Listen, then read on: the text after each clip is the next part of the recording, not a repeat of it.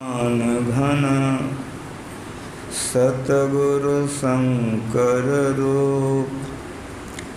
नमो नमो बहुवार हैं सकल सुपूजन भूर। बंदो गुरुपद कंज कृपा सिंधु नर रूप हरि। महामोहतम पुंज जासु वचन रवि कर निकरा। धन्य धन्य सतगुरु सुखदा महिमा कही न जाय। जो कछु कहूँ तुम्हारी कृपा मोते कछु न बसाय। बोलिए प्रेम से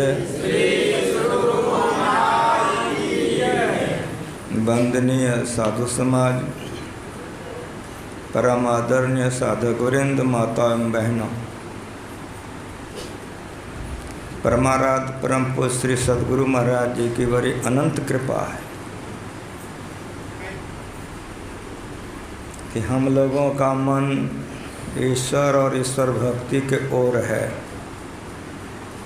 यदि गुरु महाराज जी का अवतार नहीं होता, इस ज्ञान में अपने आप को पूर्ण करके अपने ऊपर कष्ट उठाकर ऐसे सुदूर देहातों में प्रचार नहीं किए होते, तो मैं आप लोगों को नहीं पहचानता। और अगर ठीक ठीक कहिए तो आप भी हमको नहीं पहचानते। यदि मैं आपको पहचान रहा हूँ या आप हमको पहचान रहे हैं, इसमें एकमात्र गुरु महाराज जी की महान कृपा है। उन्हीं की दया है जो ज्ञान का उन्होंने प्रचार किया। अखिल भारतीय जिला वार्षिक, मासिक, साप्ताहिक, दैनिक सत्संग का गुरु महाराज जी प्रचार किए और हम लोगों को सुनाए कि जितने संत हुए हैं ध्यान करके हुए। जब तक ध्यान नहीं करेंगे तो शांति की प्राप्ति, परमात्मा की प्राप्ति हो ही नहीं सकती है। लेकिन संत के चले जाने पर बाहरी पूजा पाठ तो रह ही जाता है, लेकिन ध्यान गायब हो जाता है। किसी मत मजहब का आप नाम ले लीजिए, जाकर देख लीजिए कि ध्यान करता है कि नहीं करता है। कुछ मत के लोग संत मत को देख करके थोड़ा डर से भी ध्यान करने लग गए सुनते सुनते। इसीलिए गुरु महाराज जी 1 महीने का ध्यानाभ्यास, 15 दिन का ध्यानाभ्यास, सप्ताह दिन का ध्यानाभ्यास, घंटा का ध्यानाभ्यास होते होते गुरु महाराज जी स्तुति प्रार्थना के बाद 5 मिनट का ध्यानाभ्यास पर लाके छोड़ दिए कि हमारे चले जाने के बाद हमारे बाल बच्चा ध्यान नहीं भूल जाए। बड़ी उनकी कृपा है कि जगह जगह पर ऐसा ढेरी शिविर अभी चल रहा है। बहुत से शिविरें ऐसी चल रही हैं और हमारे संत मत के साधक साधु इसमें लाभ ले रहे हैं। बड़ी प्रसन्नता की बात है कि यहाँ के लोग मिल कर के ये प्रथम बार ध्यानाभ्यास कराए हैं। अब आप लोगों को मनोबल हो जाएगा, फिर बार बार करेंगे। कहा कि बाबा जीवन में कभी हम लोग ध्यानाभ्यास नहीं कराए, एक बार करा दीजिए। मैंने कहा कि बहुत अच्छा। जितना साधक का ये लोग व्यवस्था किए थे उतना साधक नहीं आया, तो यह अच्छे हो गया कि बीच में इतना जोर बारिश हो गया कि सब खेले गड़बड़ होने वाला था। तो गुरु महाराज जी तो सर्वज्ञ हैं, सर्वसाक्षी हैं, सर्वांतर्यामी। जितना था उतने का संभाल खूब सुंदर से आप लोगों ने किया। ये आप लोगों को धन्यवाद है, यहाँ के समिति को। हमारे साधु लोग आए कि मंच को एकदम भर दिए और ये ज्ञान से आप लोगों को नहला दिए। अगर ये लोग नहीं आते तो ज्ञान कहाँ से सुनते। संतों का संग शांतिदायक। गुरु महाराज जी इस ज्ञान का प्रचार जीवन भर किए। ध्यानाभ्यास का शिविर समाप्त हुआ मनिहारी में। अब साधक लोग जाएंगे तो गुरु महाराज जी का अंतिम प्रवचन आए कहने के लिए, आशीर्वचन देने के लिए। तो गुरु महाराज जी ने कहा कि आप लोग घर परिवार काम धंधा रोजगार को छोड़ करके यहाँ शिविर में आए, 5 बार ध्यान किए, 3 बार सत्संग किए, ये आदत लगा लिए, यह संस्कार आपको मोक्ष दिलाएगा। अगर इसको बना के रखिएगा, घर चले जाइएगा तो 5 बार नहीं बैठ सकिएगा, लेकिन 3 बार ज़रूर बैठिएगा। ये गुरु महाराज जी ने कहा कि यहाँ 1 घंटा बैठने का आदत लगाए हैं, तो घर में जाकर फिर 5 मिनट बैठिएगा तो 1 घंटा बैठने का आदत फिर गड़बड़ा जाएगा। 5 बार नहीं बैठ सकिएगा, लेकिन 3 बार बैठिएगा। ब्रह्म बेले में, स्नान के बाद और सूर्यास्त के बाद, ये 3 बेला 1 घंटा बैठिए। इसको त्रिकाल संध्या कहते हैं। आदत बनी रहेगी तो सिमटाव होगा, सिमटाव होगी तो ऊर्ध्वगति होगा, ऊर्ध्वगति होगा तो ध्यान का लाभ होगा। गुरु महाराज जी ने कहा कि जिन्होंने 1 महीने का समय देकर ध्यान किया, जो 15 दिन भी ध्यान किया, गुरु महाराज जी तो दया के सागर थे, बोलते बोलते बोले कि जो 7 दिन भी ध्यान किया, होते होते गुरु महाराज ने कहा आज भी अगर कोई ध्यान किया है, जितने आप लोग सत्संग में उपस्थित हैं, सबके लिए मैं ईश्वर से प्रार्थना करता हूँ कि संस्कार आप लोगों को किसी जीवन में गिरने नहीं देगा।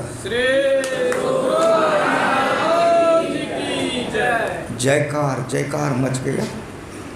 कितने लोगों के आंख से आंसू गिर गए, कितने रोने लग गए। उदार थे गुरु महाराज। तनी को प्रेमी पर धन धन कहे में ही दास। 1 महीना जो किया, 15 दिन जो किया, जो आ गया, सबको गुरु महाराज भरपूर आशीर्वाद दे दी। मैं आशीर्वाद देने के योग्य नहीं हूँ, लेकिन गुरु महाराज जी से प्रार्थना करने के योग्य हूँ। मैं आप लोगों को यह संस्मरण इसीलिए सुनाया कि आज ध्यानाभ्यास का समाप्ति समारोह है।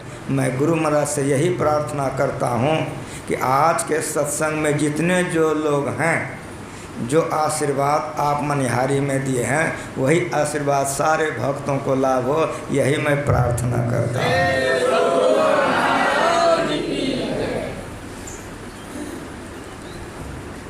गुरु महाराज इस ज्ञान में चाहते थे कि वैरागी गृहस्थ सब आगे बढ़ें।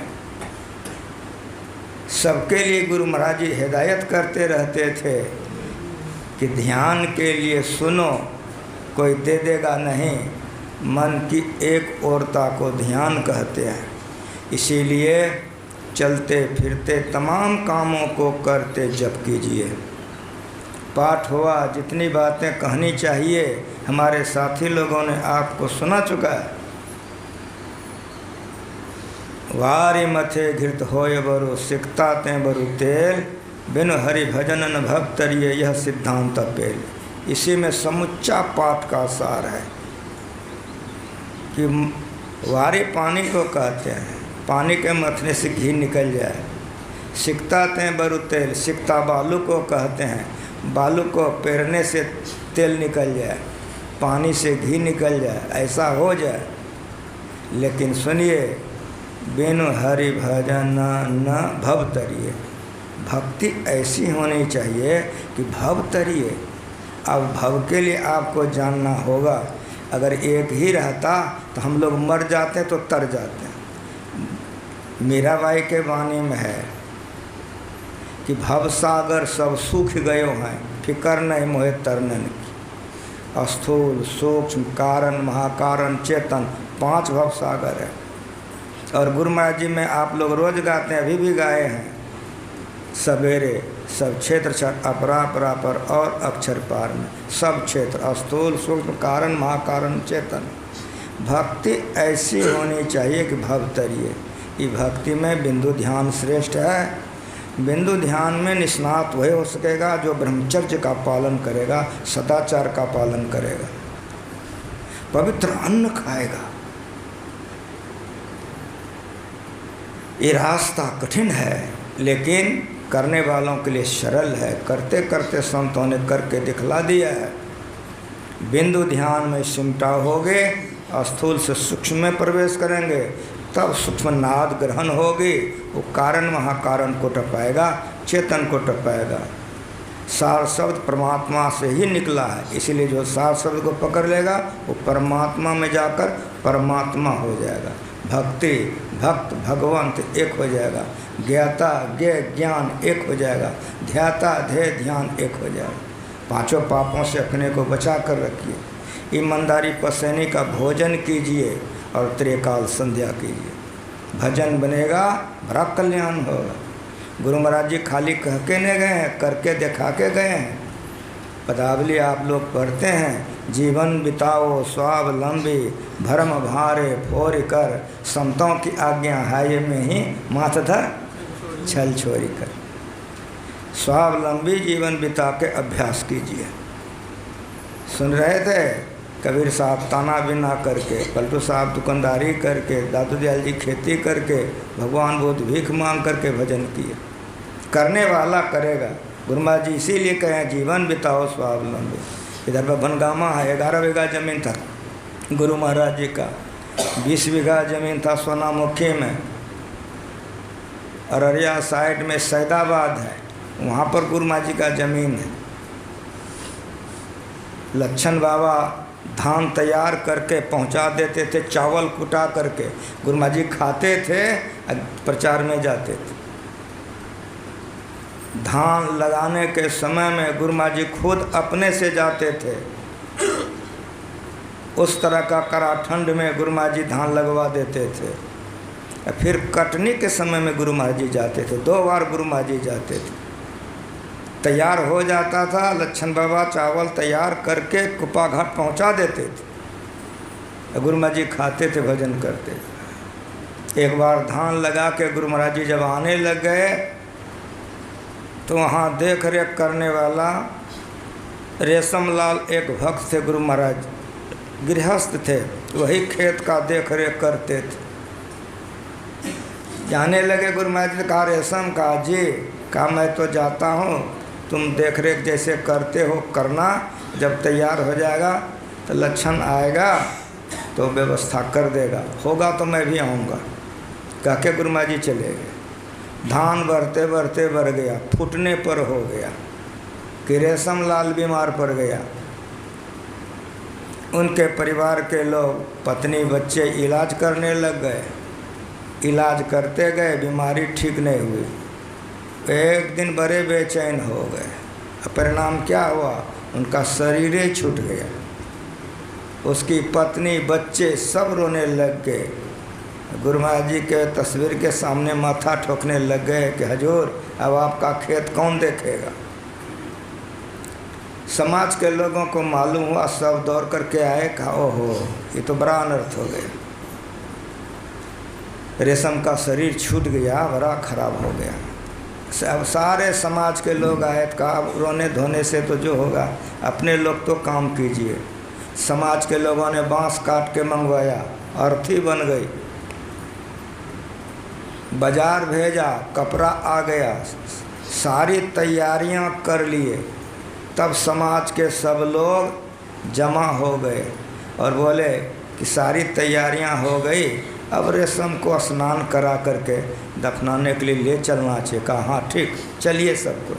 तो समाज के लोग उसके बड़े बेटे को बुलाया, कहा बेटा चलो, जो होना था हो गया, अब जो बाकी है हम लोग करेंगे, चलो। ले कर के गए। जिस कमरे में रेशम लाल का लाश पड़ा था, ये लोग जैसे घुसा कि रेशम लाल अपने उठ करके बैठ गया। जब रेशम लाल उठ के बैठ गया तो समाज के सारे लोग बाहर आ गए और कहा रेशम तो मर गया था, भूत हो गया। उसका जो बेटा था वो इस सुन करके बड़ा दुख हुआ कि हमारा बाप ध्यान भजन करता है, भूत हो जाएगा। तो चला गया, पिता का चरण में प्रणाम किया, कहा कि पिताजी आप तो मर गए थे, आपके लिए अर्थी बन गई है, कपड़े भी बाजार से आ गए हैं, आप जी गए कैसे? कहा बेटा सुनो, जब हमको बड़ी बेचैनी लगी तो 2 गो काला कला बला भयंकर हमरे सामने में ठहरा था। हम डरे नहीं, हम पूछे तुम कौन है? कहा हम जम है। कहा तो जम है तो यहाँ का आए हो? कहा तुम्हें को ले जाए। कहा हमको? कहाँ? कहा हम तो गुरु महाराज जी का भक्ति करते हैं, गुरु महाराज जी का सेवा करते हैं, हमको कैसे ले जाओगे? तो बेटा जैसे गुरु महाराज जी का नाम लिए, गुरु महाराज प्रकट हो गए। मरने के समय में जीव जो जो भावना करता है वही वही वह होता है, उपनिषद बता रहा है। इसीलिए इतना जब ध्यान कीजिए कि मरने के समय में बाप रे बाप नहीं हो जाए तो चौपटे हो जाएगा। मरने के समय अगर गुरु महाराज याद आ जाएंगे तो प्रमाण के साथ सुनिए, मैं गाँव नाव सब बता रहा हूँ, जाके पूछ सकते हैं। इन्हें कि हम दंत कथा सुनाने आए हैं जयकार कराने के लिए, ऐसा मत समझिए। आप लोग गुरु महाराज जी के भक्त हैं, गुरु महाराज पर श्रद्धा हो इसलिए सुना रहा हूँ, जाके देख लीजिए। तब उसने कहा वो जो दोनों था हमको तो लेके गया, लेकिन गुरु महाराज जी भी गए। जहाँ हमको उतारा वहाँ पर गुरु महाराज जी जब बैठे जो महापुरुष थे वो ठहरे हो गए। गुरु महाराज जी ने मुझसे पूछा कि रेशम क्या चाहते हो? कहा हजूर अभी हमारी भक्ति पूरी हुई है, ध्यान सत्संग अभी पूरा हुआ है। कहा देखो जी ये ध्यान सत्संग करेगा, इसको भेजवा दो। तो जो हमको बांध के ले गया था वही विमान पर चढ़ा के पहुंचा के गया है। गुरु महाराज पर विश्वास रखिए, श्रद्धा रखिए और संसार के तमाम कामों को कीजिए, पवित्र भोजन कीजिए, अपने पसीने की कमाई से जीविका चलाइए, भजन बनेगा। अब बेईमानी शैतानी का अन्न खा के चाहिएगा, अगर दृष्टि जोग हो जाए नादान अनुसंधान कभी नहीं होगा, कभी नहीं होगा। ना वीर तो दुश्चरितान, ना शांतो न समाहित, ना शांत मानसवापी प्रज्ञान न मा पुण्यात। जो दुश्चरित्र से अपने को अलग नहीं किया है उससे ये भजन नहीं होगा। सुचय भारे साथ समावय बिरला सुचाचार्य, तंते को परम तंत्र मिला या नानक शरण तुम्हारे। इस संतों का ज्ञान है, हृदय फट जाएगा, रोने लगिएगा। भजन क्यों नहीं बनता है? हम लोग गलती करते हैं। पवित्र भोजन कीजिए। देखते हैं आप लोगों को देखकर, ध्यान को देखकर याद पड़ जाता है। ये तो गुरु महाराज जी का सुना है, ज्ञान बैराग प्रकाश से किताब है, उसमें मैंने पढ़ा। एक महात्मा एक दरवाजे पर आ गया, आप लोगों की तरह किसान के दरवाजे पर। करे बेटा भूख लगी है, कुछ खिलाओगे? कहा बाबा क्षमा कर दीजिए, हम नहीं खिला सकेंगे, हमारा पड़ोसिया है फलाने बाबू, उसके यहाँ जाइए वो खिला देगा। कहा ठीक है। चला गया, पुकारा, आ गया। करे बेटा भूख लगी है, कुछ खाने दे दोगे? कहा जी बाबा अभी तुरंत खिलाता हूँ। दौड़ के अंदर गया, कहा कि एक बाबा आए हैं, भोजन मांगते हैं। पत्नी बड़ी विदुषी थी, पवित्र थी। कहा आप पैर धुलाइए, कुल्ला कराइए, मैं परोस करके आती हूँ। वो पैर हाथ धुला के बैठाए, पत्नी लेकर के आ गई। बाबा भोजन करने लगे, वो पंखा देने लग गए।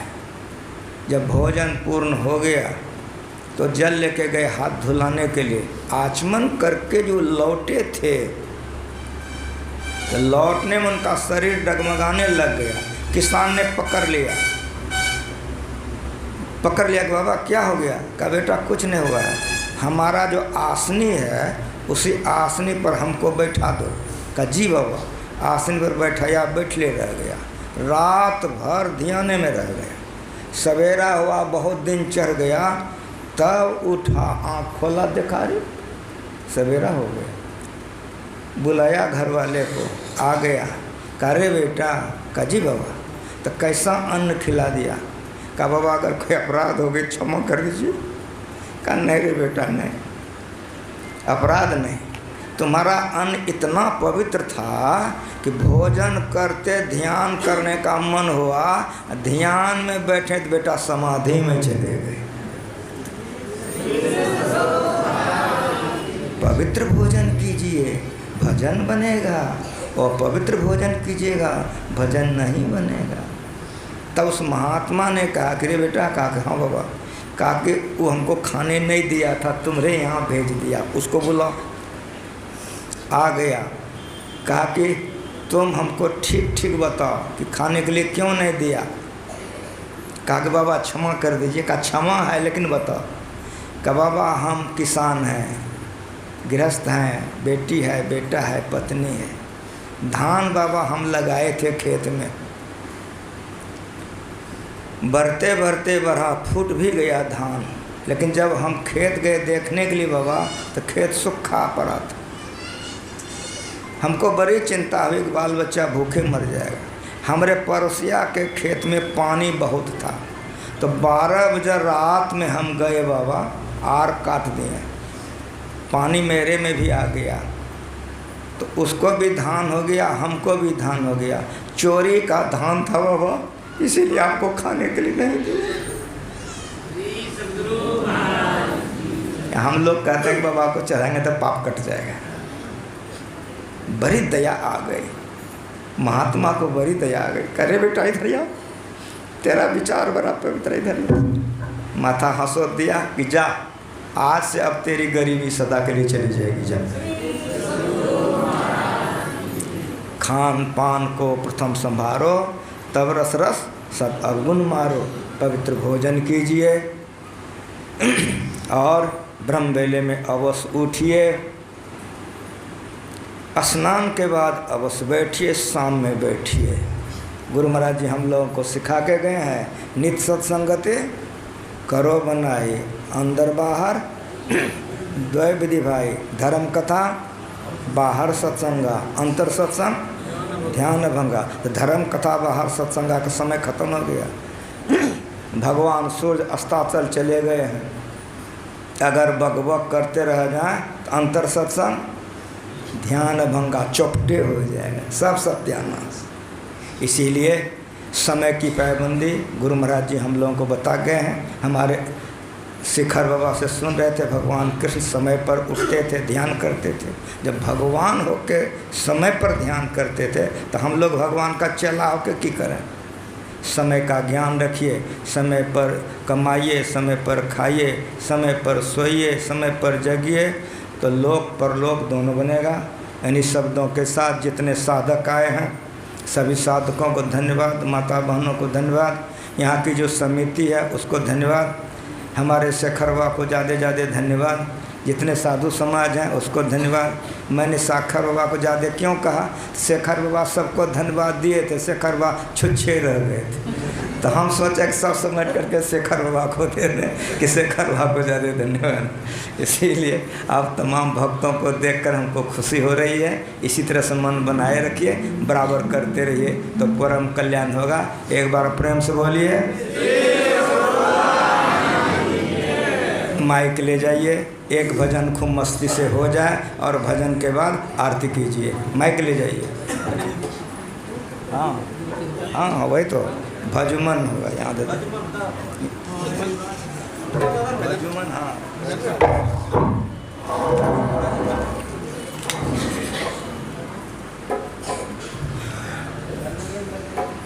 श्री सद्गुरु महाराज की जय। भज मन सतगुरु सतगुरु सतगुरु जी, भज मन सतगुरु सतगुरु सतगुरु जी, भज मन जीव चेतावन हंसयो वारन, जीव चेतावन हंसयो वारन। बाबा